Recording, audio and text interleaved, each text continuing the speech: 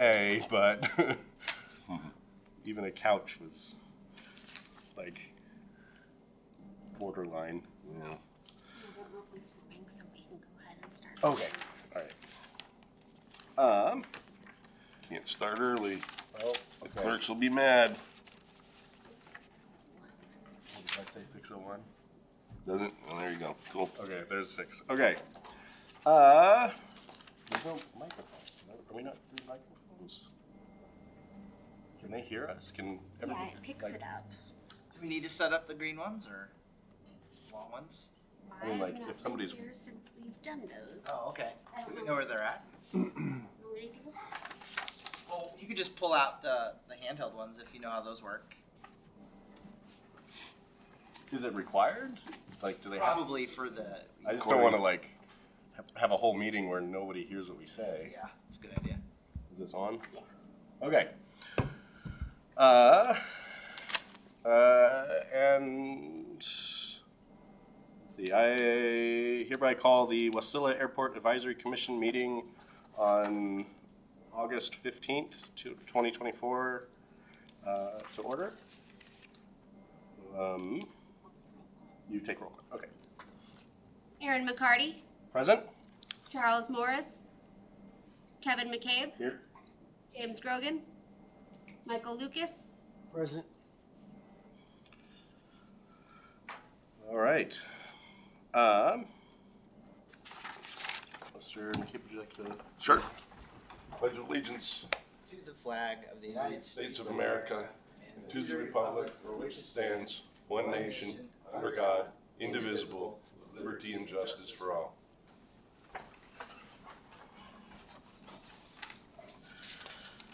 All right. You got me nervous about that button. Turn them on. Just put it up.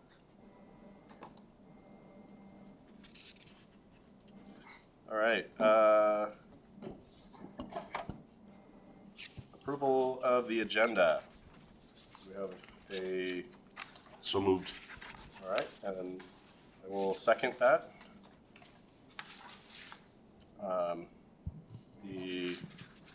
Let's see, the agenda as presented is approved. The minutes, I move that we approve the regular meeting minutes, May 16th, 2024. Second. seconded. All right. The, yeah, unanimous consent, minutes are approved. Staff reports.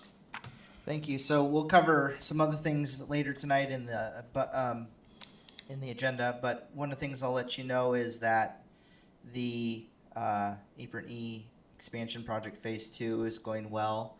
We're working through the wait list to add people into those spots. We're also using it as an opportunity to move folks around the airfield if they have multiple planes or if they've wanted to kind of move around. We're using that as an opportunity to realign some certain things. So if people listening in the audience are on the wait list and they're concerned about where they lie and how far up or down they are, they should give the main office a call at 373-9050 and talk to Melissa Young in finance, and she can look at the wait list and let you know where you stand. And then, but what I meant about the completion of the project, so Apron E should be paved pretty much at the end of the paving season this year. It's going to take a little while, but we'll be able to get the striping and stuff done. And then you'll also notice that there is going to be some dirt removed from the corner of Aviation and Beacon, or the low side of Beacon, and we needed more fill in the runway expansion area, so we added a change order to Neeser's work to go get some more fill and take it over there while they were there, since we had such a great bid cost per yard for that material. So that's what you're seeing on the outside of the airport fence. One of the things I want to do with that area is look at starting a short-term lease with some sort of coffee or food shop and kind of dip our toe into having some amenities for the airfield users with some food and some stuff there. So that will probably be, we'll be putting together a plan and bringing it back to the Airport Advisory Commission just to check it out and bless that. And the rest of it, I think we'll work through with the other agenda items tonight. Deputy Commissioner Crystal Nygaard couldn't be here tonight. She's come back from Kodiak where she was at the AML conference with the mayor. All right.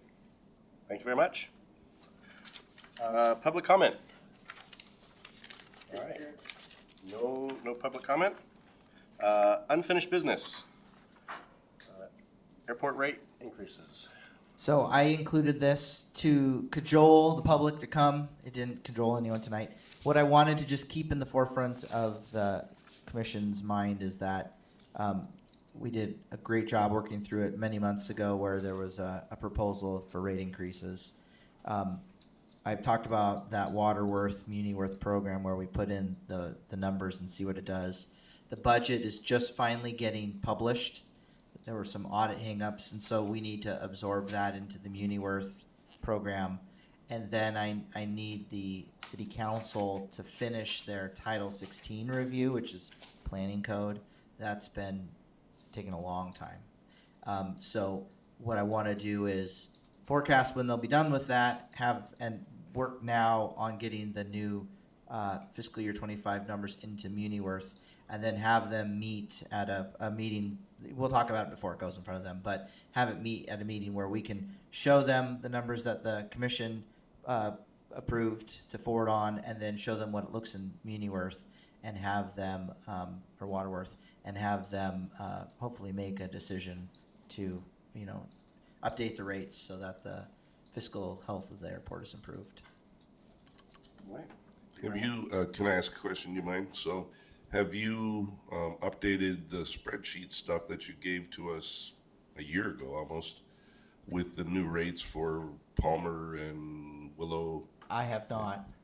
And they've had some updates? Yes. Okay. I believe the Palmer Airport has increased their rates, and I'm quite certain the state rates have. Okay, I'll go back and do that work too. Cool. Yeah, so that we have fresh numbers for everything. Yeah.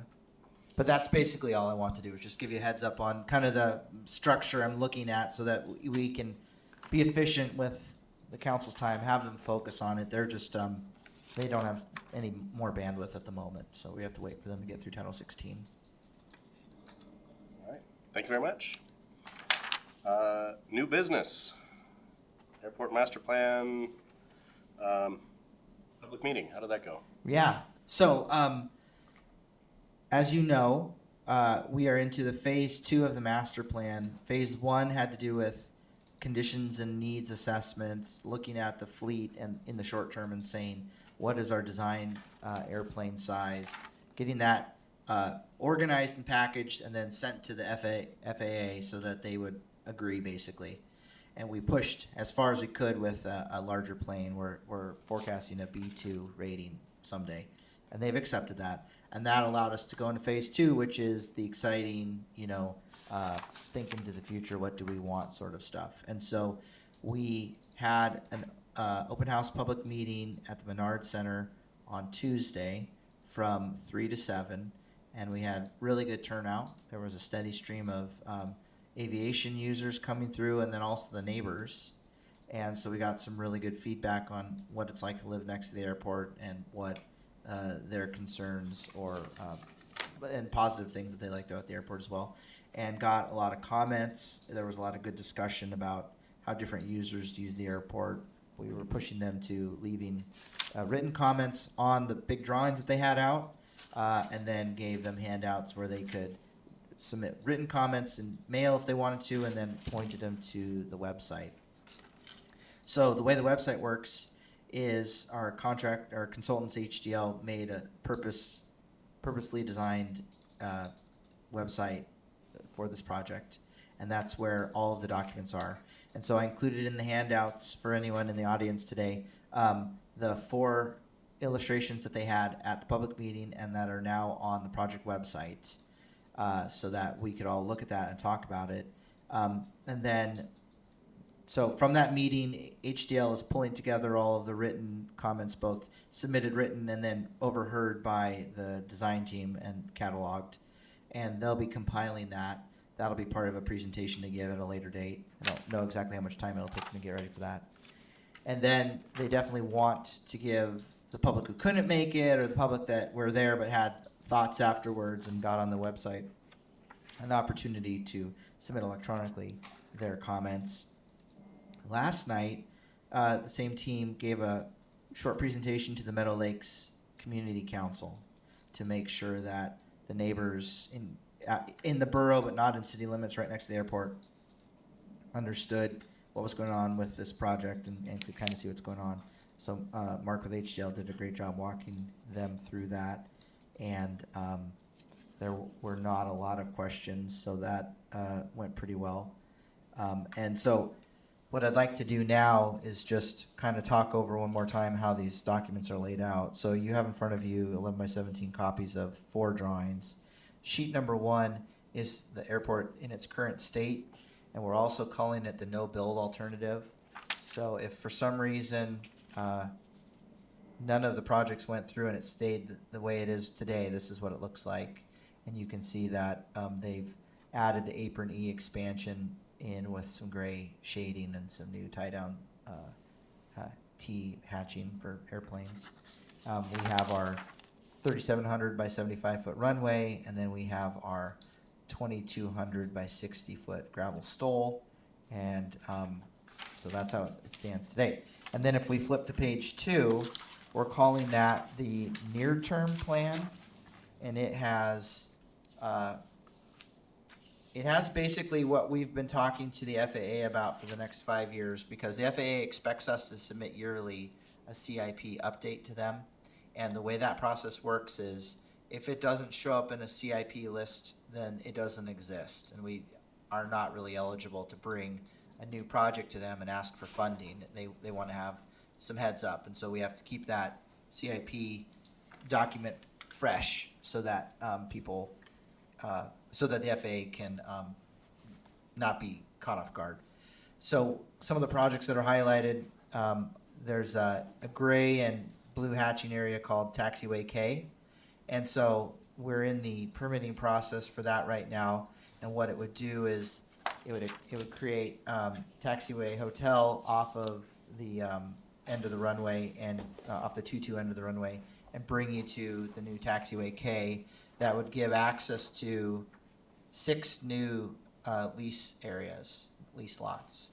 And those lease lots are designated to be for commercial users, and they're quite a bit larger than the previous lease lots on the rest of the field. And so they're roughly about 200 feet wide by about 280, I believe. And then with that comes the need for road access. So we've been working to figure out how to design and build a road that fits within our property line but maximizes the size of those lease lots, and then get utilities, our water, our sewer, and then power and telephone and gas up that road so that those lots can be served with all those utilities. So we can do that with the property that we own, but what you see just south of that, it's highlighted number 2, that is some property that we're interested in acquiring because it would lend itself to additional commerce that is pretty normal to take place next to the airport. And so one of the things we have to do through the master plan is show the public and the FAA what property we're looking to acquire. I think that's probably the timer. Yeah. And so then, are there any questions on that project that I just described, the Taxiway Kilo and that property acquisition highlight number 2? When will it be completed? So we're shooting for Taxiway Kilo to be completed in, we're in 24 now, probably 26. And then the other project is at the other end of the runway, and that is, of course, the initial extension of the runway from 3,700 feet to 5,100 feet. We don't have to widen the runway at that point. It stays 75 feet wide, but the runway would extend to 5,100 feet. And then there's So that's highlighted number 4 in the project. And then related to number 4 is, of course, a new apron or taxiway extension, highlighted number 5, to get past the current hangars and down and around to the new landing at runway 4. And then highlighted number 3 is the possibility of more tie-down space just off of that new taxiway. To make that happen, to make number 4, which 5 and 3 are part of, we need to acquire the land at the end of the runway, which is those multiple green lots off of runway 4. And that has to do with the RPZ requirements. So we've contacted those property owners. They are amenable to discussing that.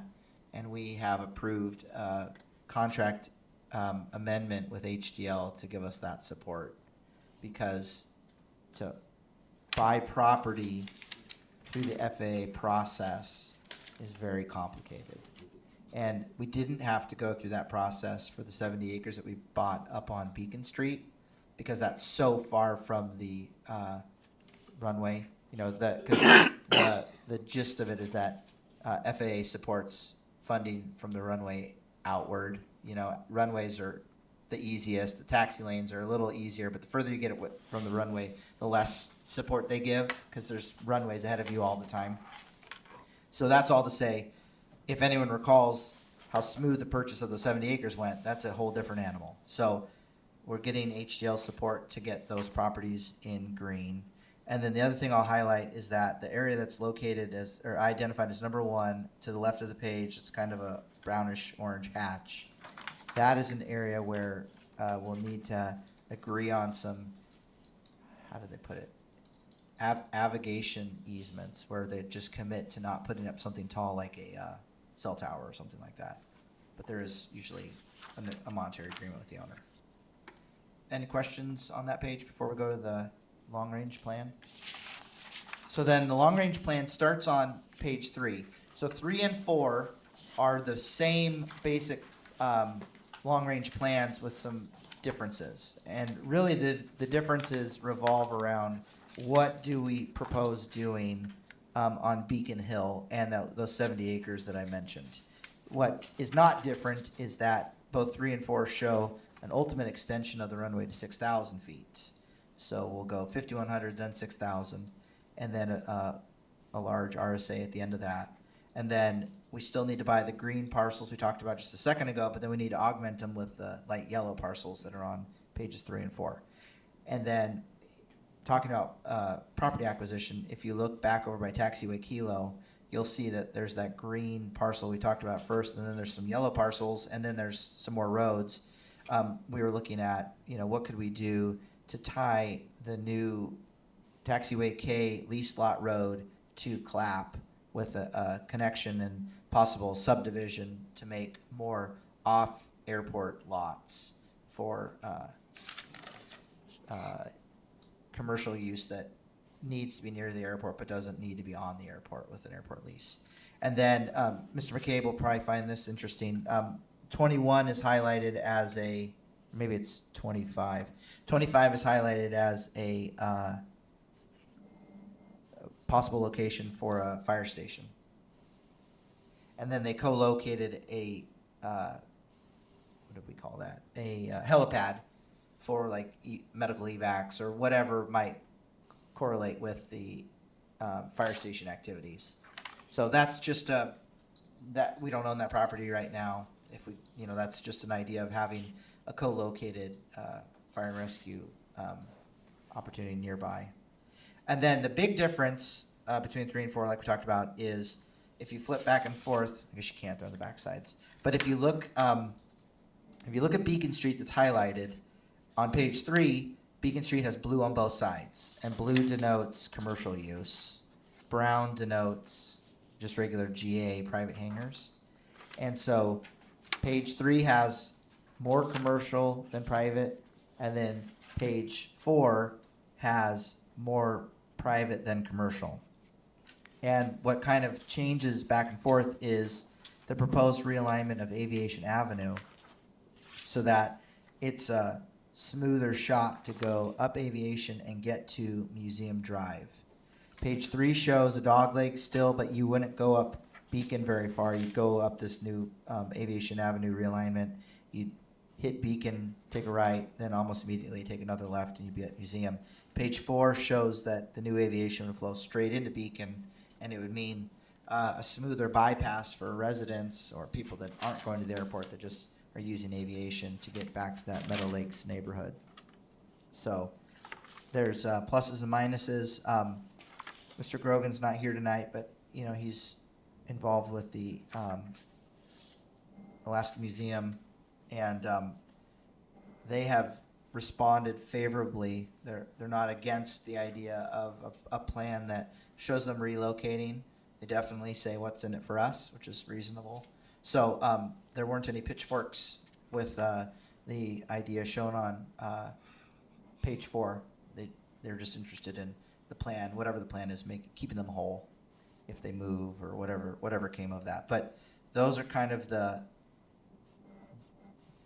development of Beacon Hill is a very ambitious idea just because of how big it is, right? It's a huge amount of material, which is useful because we do need quite a bit of material for our runway extension, but it's not a small feat either to do that. So I would think that we would start with the left side of Beacon and those 70 acres that we bought. Those are far more efficient to develop than starting with Beacon and removing it completely, Beacon Hill. The other thing to highlight is just that we've shown some, let's see how to renumber it. 17 is a proposed idea for having some city-owned hangars. They're not aligned right now to be T hangars right now. They don't have access on both sides. They're more just a one-sided hangar building. That was a nod to the idea that the fact that removing the hill makes everybody more vulnerable for the winds that are predominant here. I heard some ideas from the public 2 nights ago that maybe we need to add more hangars on an interval between tie downs. So every 3 or 4 tie down rows, add another hangar to make some artificial windbreaks. That'd be an excellent comment. Hopefully that person writes that down so that it makes it into the written comment ledger. The other thing that's going on, identified as 18 and 22, is city-owned terminal facility, and so that would have multiple features. It would have meeting rooms. It would have some luggage handling. It'd have a hangar in there that could be used for rent. You know, if people need to get in and defrost or do some short phase work. It'd have some training room capabilities to it. It'd probably have a vendor with food and stuff. So we're keeping that as nebulous as possible so that we could craft it to funding opportunities. We've been talking to Connect Tribe. They have some money towards training and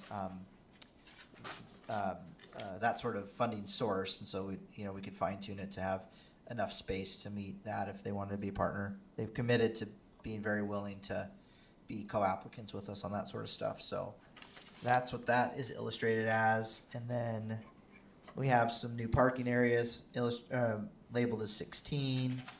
And then if we go back to the 70-acre development, you'll also notice that not only does it have the blue and the brown lease areas, it has an expanded tie-down apron, both labeled as 8 and 10, and then more parking labeled as 9. So, any questions from the commission on any of that?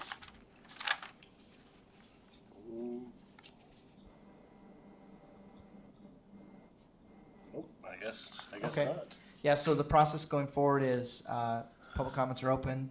Remind your friends and neighbors. A couple highlights from the meeting 2 nights ago. Hearing from the neighborhood, the homes that back up directly against the airfield where the labels of 4, 5, and 6 are. There's some neighborhood concerns about drug use and drug houses and stuff like that, and so we got some really good information we can act on to try to dissuade that. So I've been talking with the police chief about what the neighbors have noticed and what the patterns are, and so he's very excited about some hot tips on getting involved with that. So we're not just meeting to talk about airports. We need to know, neighborhood wise, what's wrong, traffic and police and all that stuff. So I thought it was very fruitful. I was really happy that the neighborhood came, not just the flying public, but all interested parties. So Yeah. Good. that's all I had. All right. Public comment. Is there any, you'd like make a comment? Went to the meeting a couple nights ago and gave some welcome, comments. So, You're good then? Or do you want to talk? good. Okay. Okay. Yeah, I heard you mention a couple things we talked about. The only thing you didn't talk about was the restaurant. Oh, well, I did a little. Oh, I missed that. Yeah. So Eric, once again, I don't know if we have involved DOT in this at all, but it would be worth talking at least to the South Central guy, Sean Holland, and maybe even schedule an hour with him and show him this, Yeah. just because of the access and ingress in and out off the parks and, Yeah. and KGB. Absolutely. They might be interested in having this plan in their drawer for future planning for them. Yeah. I will make sure Mark knows that. Thank you. Any other comments or questions? None for me. All right. Yeah. Come up and use the mic. Page 2, you plan to do item 1 through 12 in the next 5 years, that's the plan? Everything on page 2? Yes. But as we get, taxiway K, so the question was, how does page 2 relate to the next 5 years? Taxiway K is definitely moving and so is the runway 5100. As we get further along, more hardstand parking and the hangars and the parking lot, those are not nearly as developed. But definitely Taxiway K and the extension 5100, those are actively being permitted and designed, and it's a long process, and then it gets more nebulous into the future. And the new tie downs that you're putting in now, that's apron E? Correct. Yeah, the new tie downs are apron E. It's phase 2 of that. The newest operational ones were apron E phase 1. The one that will be soon done in the next few months are apron E phase 2. All right. No other comments? All right. With no further business at hand, we get a motion to adjourn. Or I guess. I move that we adjourn. You can actually just do that yourself, I can think. Is that okay? This meeting is adjourned. You need to build him a script, Ashley. I know. Next one. I said it was going to be awkward. I don't do anything without a script. I'm going to disappoint. Thanks, Eric. Thank you, guys. I'm gonna push. I just gave him a heads up in my Oh. the little one. Haven't been to one for a while.